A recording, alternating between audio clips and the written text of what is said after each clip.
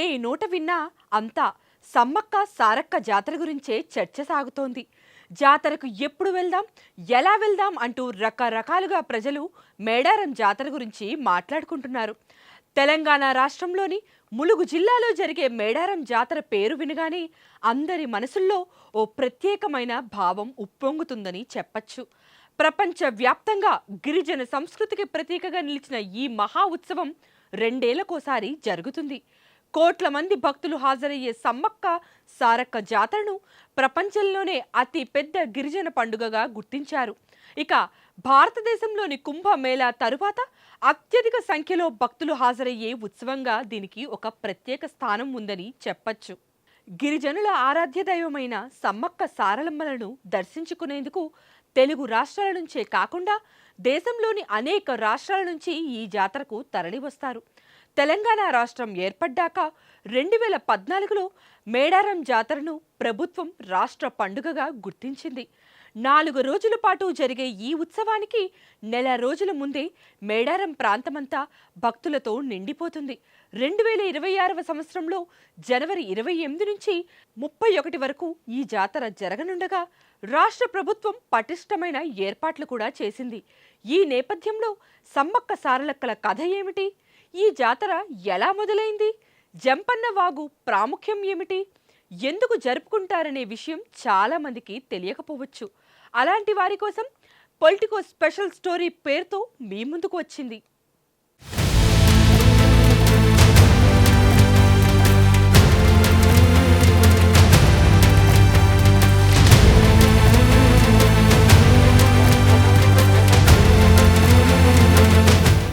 సమ్మక్క సారక్కలకు సంబంధించిన కథ గిరిజనుల్లో ఇప్పటికీ గాఢంగా నాటుకుపోయి వారిపైన దైవభావం పెరిగిందని చెప్పచ్చు. మేడారం జాతరలో దేవతలుగా కొలిచే సమ్మక్క సారక్కలు తల్లి కూతుళ్ళు. క్రీస్తు శకం 1260 నుంచి 1320 కాలంలో అంటే కాకతీయుల ఏలుబడిలో ఇప్పటి జగిత్యాల జిల్లా ప్రాంతంలోని పొలవాసను గిరిజనుల దొర మేడరాజు పాలిస్తూ ఉండేవాడు. ఒకనాడు మేలు అడరాజు అనే కోయ చక్రవర్తితో పాటు కోయదొరలు అడవుల్లో వేటకు వెళ్లిన సందర్భంగా అక్కడ ఒక పుట్టపై వారికి పెద్ద పులులు కాపలా మధ్య ఓ పసిపాప కనిపించింది.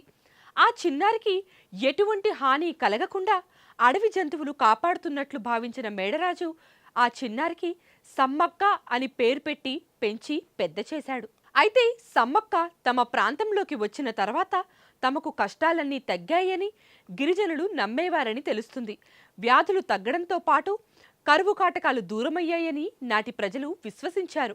అయితే యుక్త వయసు వచ్చిన తర్వాత మేడరాజు సమ్మక్కను మేడారం ప్రాంతాన్ని పాలించే పగిడిద్ద రాజుకిచ్చి వివాహం చేశారు. వీరికి సారలమ్మ, నాగులమ్మ అనే 2 కుమార్తెలు, జంపన్న అనే కుమారుడు జన్మించారు.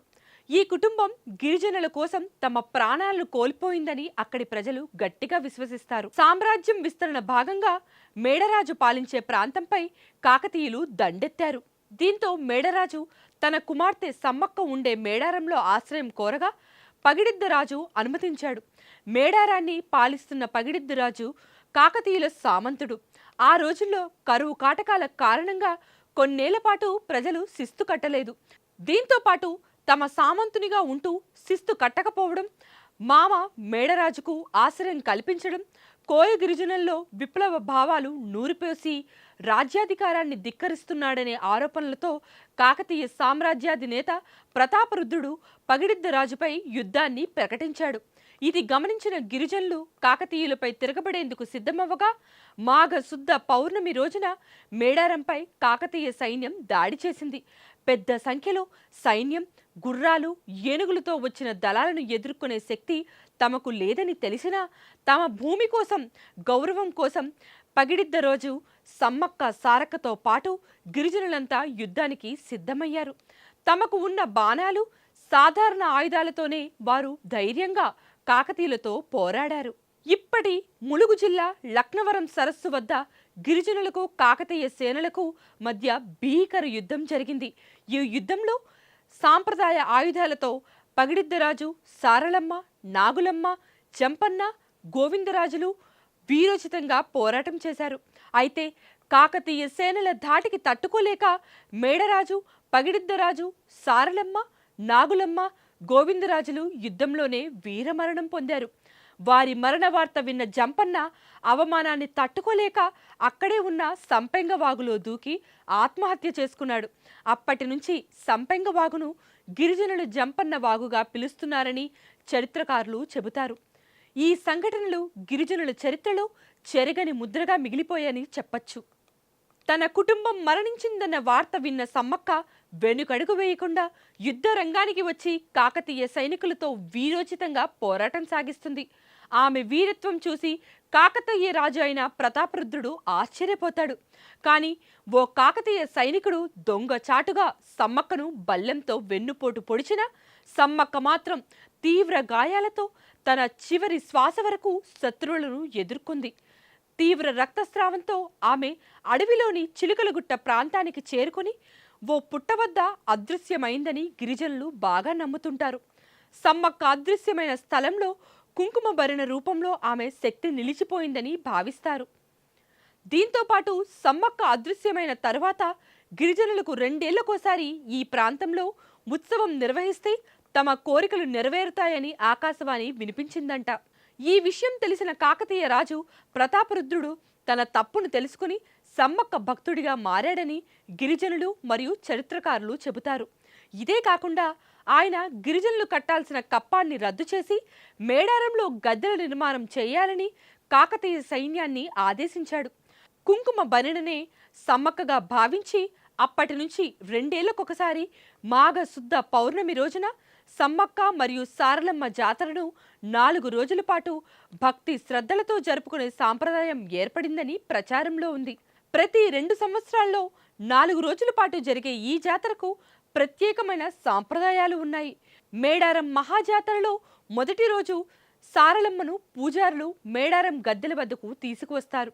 సమ్మక్క కూతురైన సారలమ్మ నివాసం కన్నెపల్లి. మేడారం గద్దెలకు 3 కిలోమీటర్ల దూరంలో ఉన్న ఈ గ్రామంలోని గుడిలో సారలమ్మ కొలువై ఉంటుంది. జనవరి 28వ తేదీన పూజారులు సారలమ్మకు గోప్యంగా పూజలు చేస్తారు. ఆ తర్వాత దేవతా రూపాన్ని చేతబట్టుకుని బయటికి వచ్చిన పూజారులు సాష్టాంగం పడి నేలపై పడుకున్న భక్తులపై నుంచి నడిచి వెళ్తారు. సారలమ్మే తమ పై నుంచి నడిచి వెళ్తున్న అనుభూతితో భక్తులు తరించిపోతారు. కొండాయి నుంచి గోవిందరాజు, పూనుగొండ్ల నుంచి పగిడిద్దరాజు అప్పటికే మేడారం గద్దెల వరకు చేరుకోగా సారలమ్మతో సహా ఈ ముగ్గురికి పూజారులు పూజలు నిర్వహిస్తారు. పూజల అనంతరం దేవతలను వారి వారి గద్దెలపై ప్రతిష్ఠిస్తారు. గద్దెపై ఆసీనురాలైనటువంటి సారలమ్మ తల్లి సమ్మక్కకు ఆహ్వానం పలికేందుకు సిద్ధమై భక్తులకు దర్శనమిస్తుంది. జాతర 2వ రోజున సమ్మక్కకు అధికార లాంఛనాలతో స్వాగతం లభిస్తుంది. పోలీసు ఉన్నతాధికారుల తుపాకీ కాల్పులతో గౌరవ వందనం, ఎదుర్కోల ఘట్టంతో భక్తులు సమ్మక్కను ఆహ్వానిస్తారు. మేడారానికి ఈశాన్యాన చిలుకల గుట్టపై నార చెట్టు కింద ఉన్న కుంకుమ భరిణ రూపంలోని సమ్మక్కను తెచ్చేందుకు పూజారులు బయలుదేరతారు. ఈ సమయంలో అక్కడంతా ఉద్విగ్న వాతావరణం నెలకొంటుందని భక్తులు చెబుతూ ఉంటారు. జాతర మొత్తానికి ప్రధాన దేవత అయినటువంటి సమ్మక్క రాక కోసం ఎదురుచూస్తున్న లక్షలాది మంది భక్తులు చిలకలగుట్ట సమీపంలో పోగవగా ప్రధాన వడ్డే పూజారి ఒక్కరే చిన్న కాలిబాటను నడుచుకుంటూ చిలకలగుట్టపైకి వెళ్తారు. అక్కడ రహస్య ప్రదేశంలోని నిక్షిప్తమై ఉన్న సమ్మక్క వద్ద పూజలు నిర్వహించగా ఆ తర్వాత పూజారిపై దేవత పూనుతుందని భక్తులు నమ్ముతారు. కుంకుమ భరిణ తీసుకొని అతి వేగంగా కిందుకు దిగుతాడు. చిలకలగుట్ట పాదాల వద్ద సమ్మక్క ఆగమన సూచకంగా జిల్లా ఎస్పీ గాల్లోకి కాల్పులు జరిపి స్వాగతిస్తారు. తుపాకీ శబ్దం విన్న మరుక్షణమే భక్తజనం ఉర్రూతలూగుతుంది. ఇలా మాఘ శుద్ధ పౌర్ణమి ఘడియలు ప్రవేశించగా లాంఛనంగా జాతర ప్రారంభమవుతుంది. జాతరలో 3వ రోజు మేడారం గద్దెలపై ఆసీనులైన సమ్మక్క సారలమ్మలు భక్తులకు దర్శనమిస్తారు. జంపన్న వాగులో పుణ్య స్నానాల అనంతరం భక్తులు తల్లులను దర్శించుకుంటారు. కోర్కెలు తీర్చమని కోరుతూ కానుకలు, మొక్కులు సమర్పించుకుంటారు. ఈ రోజంతా భక్తుల తాకిడి చాలా ఎక్కువగా ఉంటుంది. దేవతల దర్శనానికి వచ్చిన లక్షలాది మందితో గద్దెల ప్రాంగణాలు జన సంద్రాలవుతాయి. 4వ రోజు సమ్మక్క సారలమ్మలు తిరిగి వనప్రవేశం చేయడంతో జాతర ముగిసిపోతుంది. దేవతలు వనప్రవేశం చేసిన అనంతరం గుండెల నిండా నింపుకున్న దైవత్వంతో భక్తులందరూ తమ సొంత ప్రదేశాలకు తిరుగు ప్రయాణమవుతారు. దీంతో అప్పటి వరకు జనసంద్రంగా ఉన్న మేడారం మెల్లిమెల్లిగా నిర్మానుష్యమవుతుంది. అలా అంగరంగ వైభవంగా సాగిన వనజాతర ఘనంగా ముగుస్తుంది. Please subscribe to the channel and download the Politicos app from the links in the description.